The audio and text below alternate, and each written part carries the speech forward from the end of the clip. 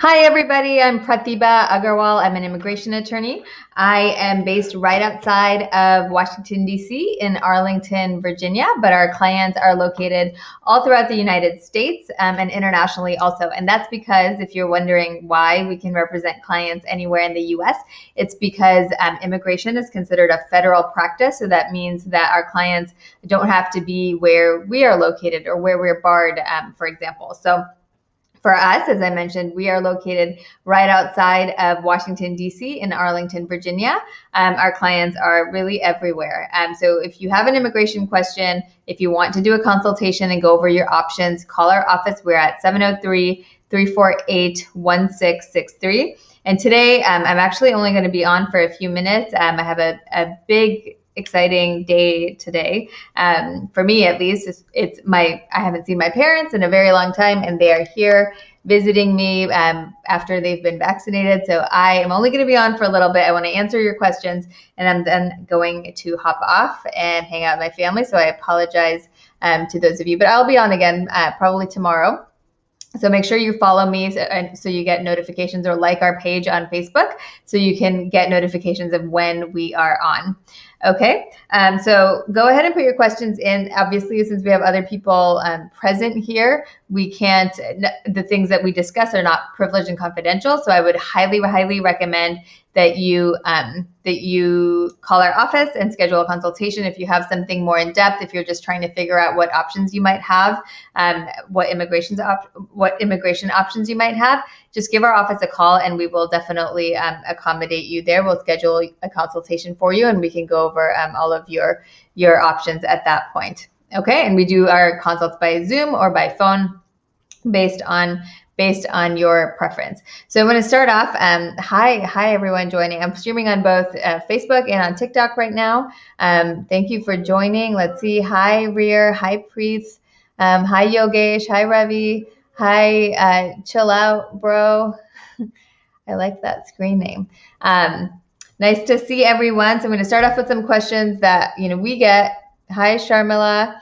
I'm going to start off with questions that we get, and I'll start answering them. But feel free to type your questions in too, and I'll do my best to answer them. And this is really a great opportunity for you to just ask those one-off things that you might not want to do a whole consultation for, and then decide whether a consultation makes sense for you or not.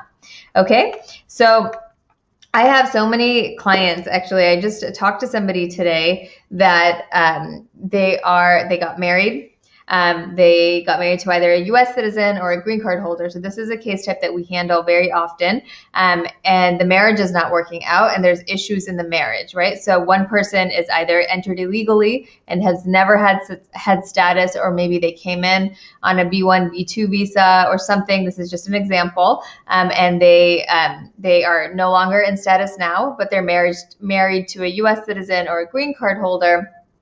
And they have applied for their green card. So I talked to someone today, actually someone that has been with us on TikTok for a bit.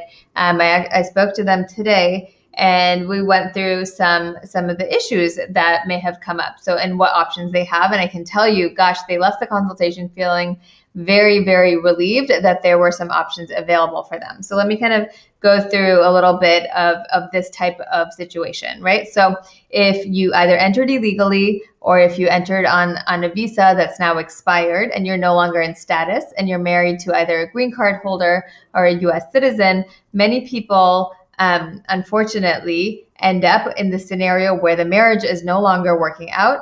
There is abuse in the marriage, and it doesn't always have to be physical abuse. It can be emotional abuse, right? So there's difficulties in the marriage, there's abuse, and abuse meaning emotional, psychological, that the person that doesn't have status in the U.S. is feeling badly.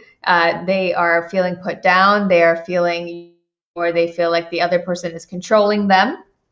And they want to get out of the marriage, but they're kind of just staying in it because of this whole green card situation. They entered thinking that they're going to start a life together, but it's not working out, and their green card application is pending. So I spoke to someone today on this, and I let them know that you don't have to stay in a marriage where you're being abused. So there are options for people that are having this challenging relationship with their US citizen or green card holder spouse, that you are able to apply for a green card on your own. It is still based on the fact that the person that you're married to is a US citizen or a green card holder. But what you need to show really is that you entered into the marriage to start a life with them, to actually, be married, to live together, to be married, right? So you need that, and we need to demonstrate that was your intent when you got married.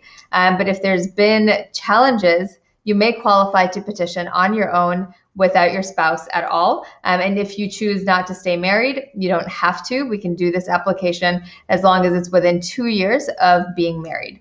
So if you or someone you know is in this situation, certainly have them give us a call. We are at 703-348-1663.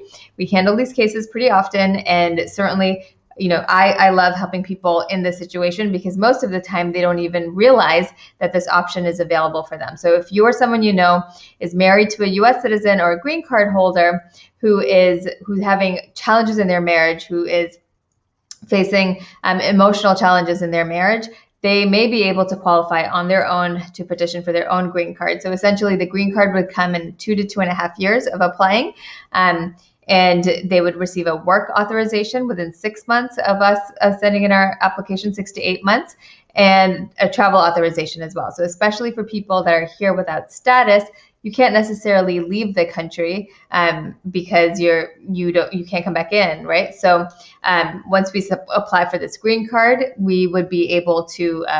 You would also receive work authorization in 6 to 8 months, travel authorization in 6 to 8 months, and a green card in about 2 to 2.5 years. So if you qualify or someone you know might qualify, have them call us. Again, we're at 703-348-1663, and we can schedule a consultation for you. Probably sometime, I don't know about tomorrow, maybe tomorrow, as soon as tomorrow, I guess. Okay. We're open from 9 a.m. to 5 p.m. Eastern. Feel free to leave a message or feel free to actually just hang up. We're going to call you back anyway. We call back all of our missed calls. All right. Great. So let's see. I said hello to a few people. I don't know if we have questions yet. Hi there, Shana. Hi, Rick. Hi, Joanne. Hi, Zane. Hi, Amy. We had tons of questions yesterday. Unfortunately, I didn't even get to all of them, but go ahead and put them in here. The other situation that comes up often in our firm that I'm going to kind of talk to you about while I'm waiting for you guys to give me your questions. Andrea says, hi, how are you? The thing that I'm waiting for, the thing that I'll start going over is, for example, we have, it's kind of a similar situation as I just discussed. So people that have been married, Andrea says, how long does an I-130 take? So about 9 months, I would say, to get approved. So an I-130, for those of you that are not familiar, is, Andrea says, I'm guessing I'm good. What about you? I'm doing great. Thank you. As I mentioned, you guys, I have not seen my parents in a very long time, and they came to visit me today.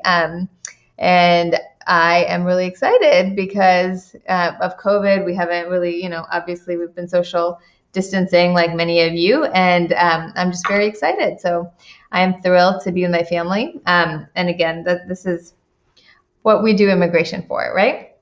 Is to keep families together.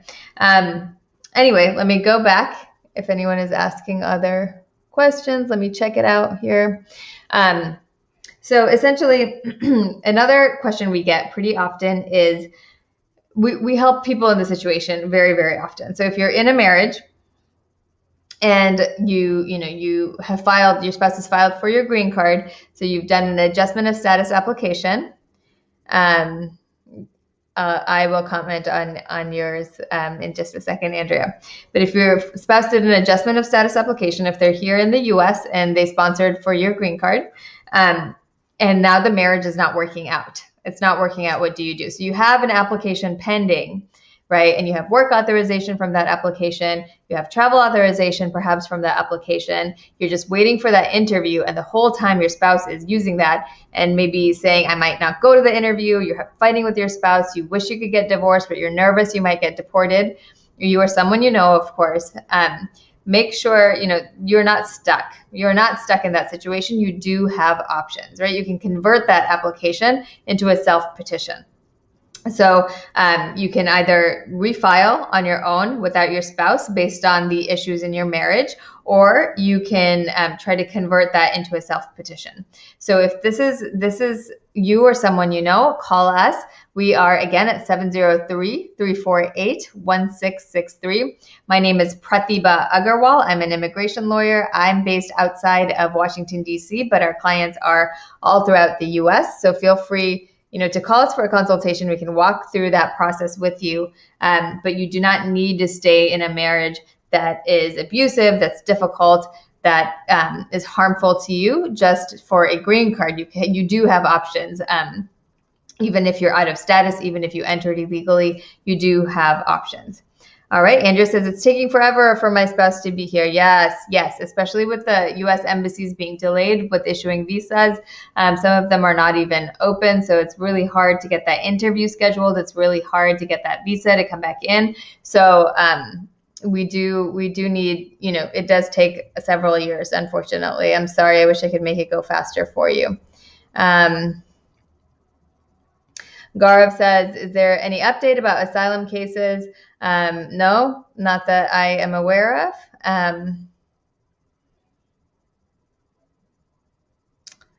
Hi, Manthan. Hi, Saad. Manthan, nice to see you here.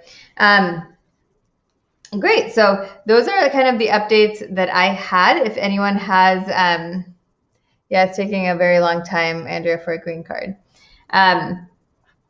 If anyone has any questions, call our office, schedule a consultation. It's been nice to see you. I will pop back on again very, very soon. If you don't follow us, make sure you follow us. We're at Agarwal Immigration is our handle at both Facebook and on TikTok. Again, I'm Pratibha Agarwal. If we can schedule something for you, please call our office, 703-348-1663. I will talk to you soon. All right. Bye, everyone.